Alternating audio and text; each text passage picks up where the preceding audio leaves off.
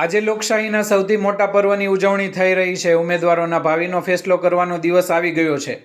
મહાનગરપાલિકા હોય કે પંચાયત, દરેક બેઠક પર આજે જંગ જામ્યો છે. રાજકીય પક્ષો અને અપક્ષો વચ્ચે ભારે ફફડાટ છે, તો બીજી તરફ મતદારોમાં ભારે ઉત્સાહ જોવા મળી રહ્યો છે. વહેલી સવારથી તાલુકા પંચાયત અને જિલ્લા પંચાયતની ચૂંટણીને લઈને તળાજા તાલુકાના ગ્રામ્ય વિસ્તારમાં મતદારોની લાંબી લાઈનો લાગી છે.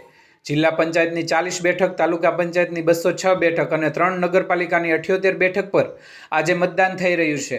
હવામાન વિભાગની ગરમીની આગાહીને ધ્યાને રાખીને તંત્ર દ્વારા સવારે 7 વાગ્યાથી જ મતદાનનો પ્રારંભ કરી દેવાયો છે, જે સાંજે 6 વાગ્યા સુધી ચાલશે.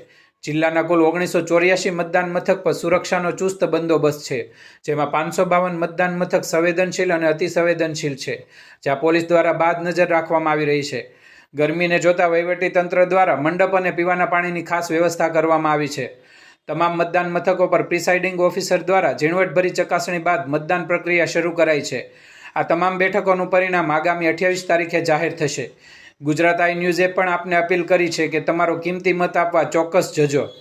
તળાજા પંથકના આજુબાજુના ગ્રામ્ય વિસ્તારોની દરેક અપડેટ માટે જોતા રહો ગુજરાત આઈ ન્યૂઝ.